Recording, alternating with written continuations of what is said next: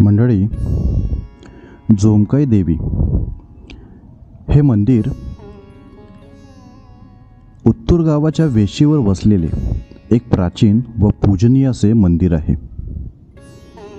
ही देवी गावाची कुलस्वामिनी मानली जाते आणि स्थानिक लोकांच्या जीवनात या मंदिराला विशेष स्थान आहे. जोमकाई देवीची मूळ स्थापना कधी झाली याची अचूक नोंद नाही, पण स्थानिक लोककथांनुसार हे मंदिर शेकडो वर्षांपूर्वी उभारण्यात आलं.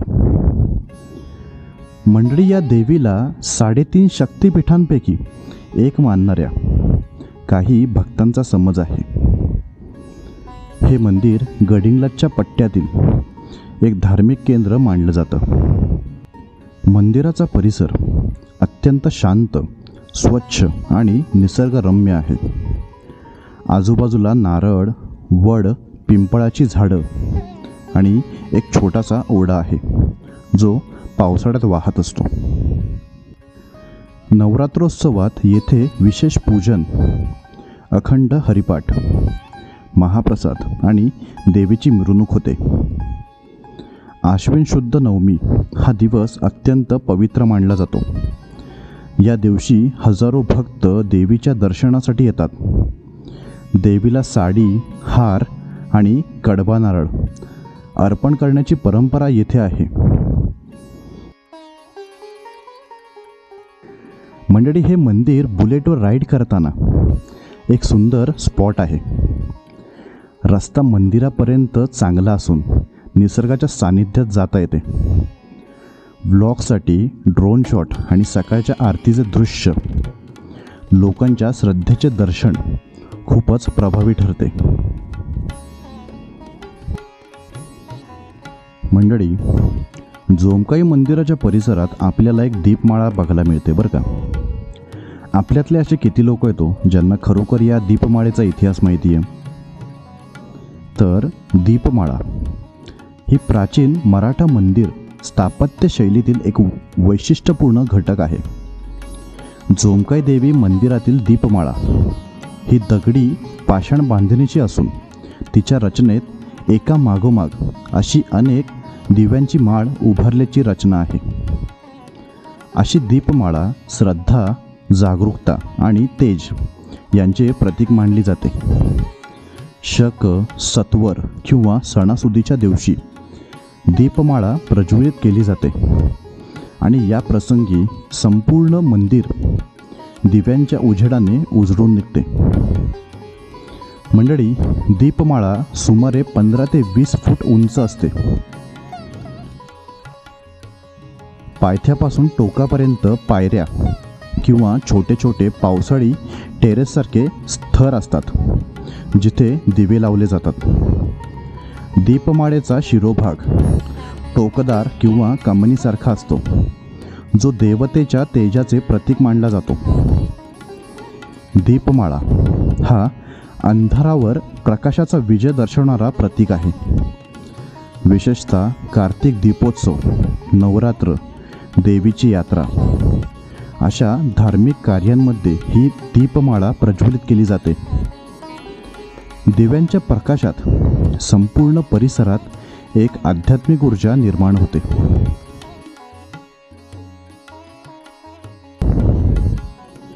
मंडळी, ही बघा, देवीच्या मंदिरासमोर उभी असलेली ही प्राचीन दीपमाळा. ही दीपमाळा म्हणजे अंधकारावर विजय मिळवणाऱ्या तेजाचे प्रतीक आहे. सणासुदीला, देवीच्या यात्रा काळात इथे हजारो दिवे लागतात आणि साऱ्या गावाला एक दिव्य प्रकाशात न्हालेलं पाहायला मिळतं. मंडळी, देवीच्या मंदिरात जात असताना पायऱ्या चढत चढत लोखंडी कमानीतून जेव्हा आपण आतमध्ये येतो तेव्हा आपल्याला उजवीकडे आणि डावीकडे 2 देवतांच्या मूर्त्या दिसतात. विशेषतः आपल्यातले कित्येक लोक आहेत की जे लोक आज तागायत या मंदिरामध्ये दर्शनाला आलेत, तरी देखील आपल्याला माहिती नाही आहे की हे उजवीकडं आणि डावीकडं असलेले हे दोन्ही देवता नेमके कोण. तर आपण इथले जे पुजारी आहेत गोविंद तात्या त्यांच्याकडनं याबद्दलची माहिती घेतली आणि त्यानंतर ती संपूर्ण माहिती आता मी तुमच्यासोबत शेअर करतो आहे. मंदिरामध्ये जात असताना ज्या वेळेसला उजवीकडं आपल्याला एक स्थान दिसतं, ते स्थान आहे आपल्या उत्तूर गावाजवळील अर्दाड या गावातील लोकांचं डवरी समाजाचं देवस्थान. आता परत तुमच्या मनामध्ये हा प्रश्न पडला असेल की बाबा डवरी समाज म्हणजे नेमकं काय, तर आपण थोडासा त्याच्यावर देखील प्रकाश टाकूया. डवरी समाज हा महाराष्ट्रातील एक पारंपरिक समुदाय आहे, जो विशेषतः कोकण, पश्चिम महाराष्ट्र, विदर्भ व मराठवाडा या भागांमध्ये आढळतो. डवरी या शब्दाचा संबंध विवाहाशी म्हणजेच डोली, डोळे, डवर असा असू शकतो. पण हा समाज सामाजिक दृष्टिकोनातून स्वतंत्र ओळख असलेला आहे. डवरी समाज हे पारंपरिकरित्या विविध प्रकारच्या कामांमध्ये गुंतलेले होते, जसे की काही डवरी समाजातील लोक पारंपरिक वाद्य वाजवणारे, विशेषतः लग्न समारंभांमध्ये. काही ठिकाणी ते विणकाम, विणी किंवा मजुरीची कामं करणारे, तर काही ठिकाणी शेतीपूरक व्यवसाय करताना दिसतात. डवरी समाज हिंदू धर्मीय असून विविध देवी देवतांची उपासना करतात. स्थानिक देवी देवतांवर विशेष श्रद्धा असते, जसे की भवानी, मारुती, कालिका इत्यादी देव्या.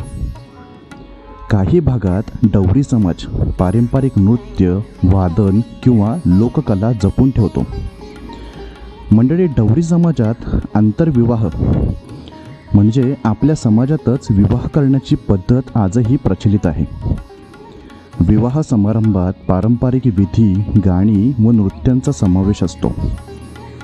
काही भागात डवरी समाजातील लोक शैक्षणिक दृष्टिकोनातून मागे राहिलेले होते, पण अलीकडच्या काळात शिक्षणाकडे ओढा वाढतो आहे. विविध सरकारी योजना, आरक्षण व स्वयंसेवी संस्थांच्या मदतीने सामाजिक सुधारणा घडत आहेत.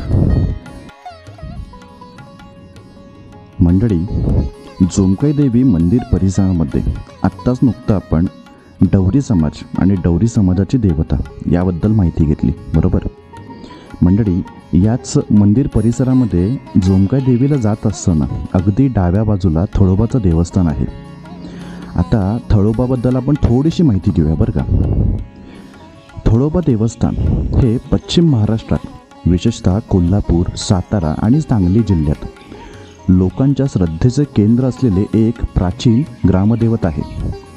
थळोबा हे नाव थळ या शब्दावरून आलेले आहे, ज्याचा अर्थ उघड्यावर असलेले जागरूक स्थान किंवा रानमाळावरील जागा असा होतो. थळोबा मंदिर महाराष्ट्रातील अनेक गावांमध्ये सापडते. प्रत्येक ठिकाणी थळोबा हे त्या गावाचे ग्रामदैवत मानले जाते. त्यामुळे थळोबा हे एकाच देवतेचे अनेक ठिकाणी असलेले रूप आहे. थळोबा हे शिव किंवा भैरव यांचे रूप मानले जाते. काही ठिकाणी त्यांना जागरूक देव मानले जाते. थळोबा देव स्थानावर अनेक वेळा गाभारा नसलेले, उघड्यावर असलेले देवाचे रूप, स्वरूप हे त्यांचे थळावर असलेले खुले रूप दर्शवते. मंडळी, थळोबा हे रक्षण करणारे, संकटापासून वाचवणारे देव मानले जातात. वर्षातून एकदा जत्रा यात्रा भरते, ज्यात ग्रामस्थ आणि पंचक्रोशीतली लोक मोठ्या श्रद्धेने सहभागी होतात. नवीन वाहन, व्यवसाय किंवा बांधकाम सुरू करताना थळोबाची पूजा केली जाते. नवस करण्याची परंपरा इथे प्रचलित आहे. नवस पूर्ण झाल्यानंतर देवळात नैवेद्य, बोकड, कोंबडी यांचे बळी काही ठिकाणी दिले जातात. चैत्र, वैशाख किंवा पौष महिन्यात थळोबाची यात्रा भरते. भंडारा, दिंडी, झांज पथक, पालखी, कवडी, ढोलताशा यांचा भव्य कार्यक्रम असतो. हरिपाठ, भजन, कीर्तन, गोंधळ यांचाही मोठा समावेश असतो. गावातील सर्व लोकांचे एकत्र येण्याचे, श्रद्धा आणि सामाजिक ऐक्याचे केंद्रबिंदू म्हणजे थळोबा. मंडळी, थळोबाचं दर्शन घेऊन एक पायरी वर गेल्यानंतर आपल्याला संपूर्ण मंदिर परिसर दिसून येतो. याच मंदिर परिसरामध्ये एक तुळशीचं वृंदावन आहे. ते आपल्या सगळ्यांचं लक्ष वेधून घेतं. थोडीशी त्या तुळशी वृंदावनाची माहिती जाणून घेऊया. मंडळी, तुळशी वृंदावन ही हिंदू परंपरेत पवित्रता आणि संरक्षणाचं प्रतीक आहे. देवी देवतांच्या मंदिर परिसरात तुळशीचं वृंदावन असणं ही भक्ती आणि शुद्धतेची निशाणी समजली जाते. हे केवळ रोप नाही, तर त्यामध्ये शक्ती, सौंदर्य आणि अध्यात्म यांचा त्रिवेणी संगम असतो. मंडळी, तुळशी वृंदावनाच्या पायाभोवती चारही बाजूंना छोट्या हत्तीची मुखं कोरलेली आहेत. ही मुखं दगडात काटेकोरपणे साकारलेली असून हत्तीची सोंड, डोळे व कान यांचा तपशील स्पष्ट दिसतो. हत्ती हे सामर्थ्य, बुद्धी आणि ऐश्वर्याचं प्रतीक मानलं जातं. म्हणून या वृंदावनाचं शिल्पकाराला विशेष महत्त्व वाटलं असावं.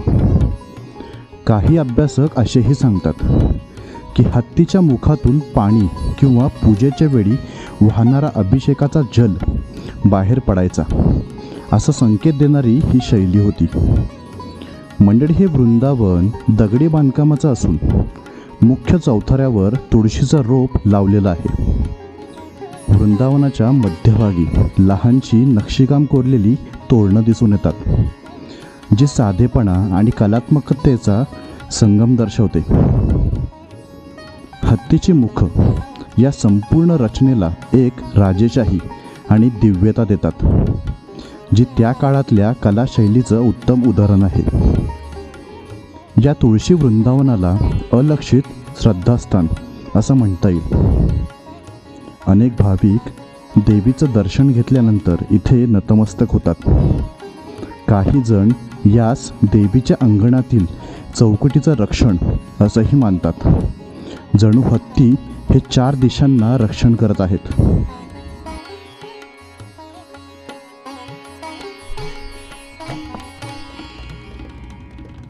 मंडळी, आपल्या जोमकाई देवी समिती मंडळाच्या वतीने दरवर्षी इथे गुरुमामांची बदली होत असते. या मंदिराची एक वैशिष्ट्यता अशी आहे ना, की या मंदिरामध्ये दररोज या मंदिरातील साफसफाई, स्वच्छता ही सगळी काय जे गुरव परिवार असतील त्यांच्या हातनं केली जाते. मंडळी, आता एवढं बोलून आपण आपला आजचा हा व्हिडिओ इथेच थांबूया. कारण आपल्याला या मंदिराची स्थापत्यशैली आणि त्याचबरोबर हे मंदिर कुठल्या पद्धतीचं आहे या सगळ्या काही गोष्टी पुढच्या व्हिडिओमध्ये घेऊन यायच्यात. तोपर्यंत धन्यवाद.